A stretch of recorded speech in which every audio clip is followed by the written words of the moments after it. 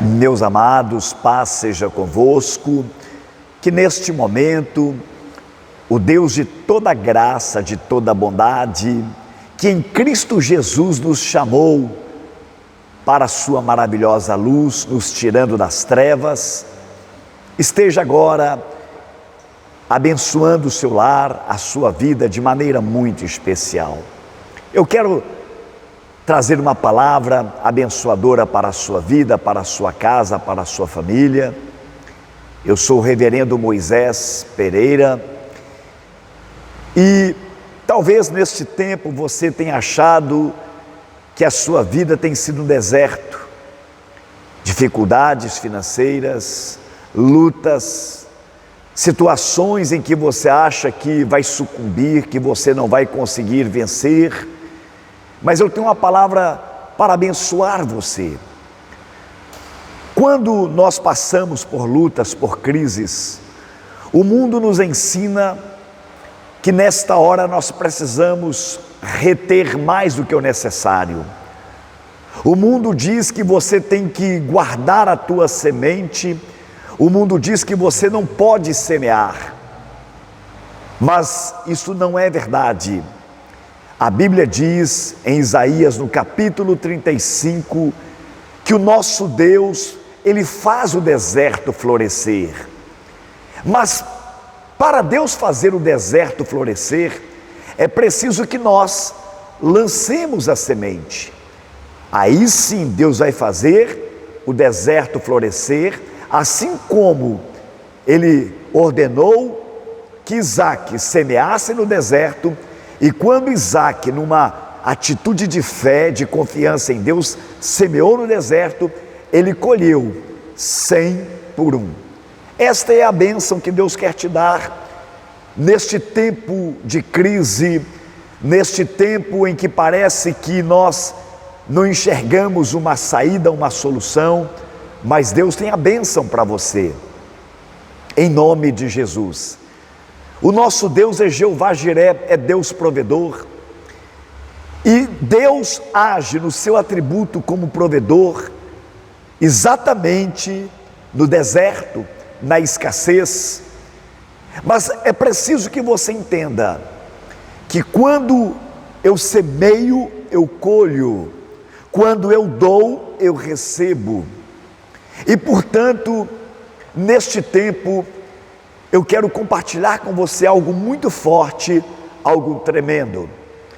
Estava acontecendo em Israel também uma situação como esta. Não era uma pandemia, mas faziam 3 anos e 6 meses que não chovia sobre a terra.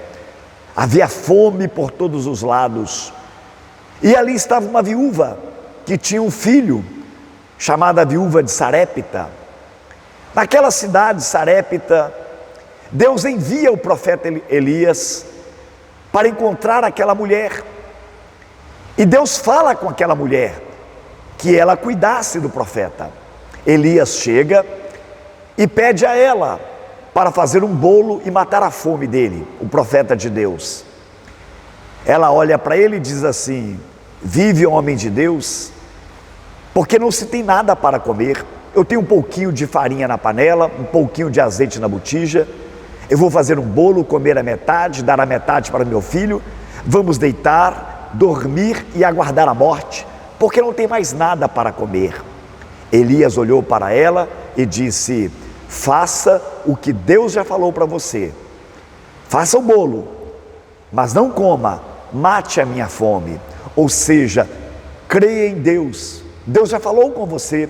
Invista no profeta, invista no reino de Deus, porque Elias naquele momento representava a igreja de Cristo, a igreja de Deus. E portanto ele disse: faça o bolo e não coma, traga e mate a minha fome. Porque se você fizer isto, Deus vai abençoar a sua casa e não vai faltar a farinha, não vai faltar o azeite. Ela entrou, fez o bolo e deu para o profeta comer. O profeta comeu. De repente aquela mulher volta para dentro de casa e quando ela olha a panela estava cheia de farinha, A botija cheia de azeite e ela volta feliz e diz: vive, ó homem de Deus, porque o milagre aconteceu, a bênção da provisão, a bênção da prosperidade entrou na minha casa. Este é o Deus que quer abençoar você. Não retenha o dízimo, ainda que você ganhe R$100, R$10 ou R$1.000. Quem é fiel no pouco, é fiel no muito. E o Senhor disse: seja fiel no pouco e sobre o muito eu te colocarei. Deus quer abençoar você, e por amor à sua vida e pela sua fidelidade, Deus vai abençoar a sua casa e a sua família. Não dependa do governo, não dependa de homens, coloque a sua vida na dependência de Deus. Como pastor, seja fiel, não retenha o dízimo. Dízimo é 10% de tudo que você ganha. A Bíblia diz: trazei todos os dízimos à casa do tesouro, para que haja mantimento na minha casa. E depois me prove, diz o Senhor, se eu não abrir as janelas dos céus e não derramar uma bênção grandiosa sobre a vida de vocês. E vocês serão uma nação bem-aventurada. Seja um dizimista fiel.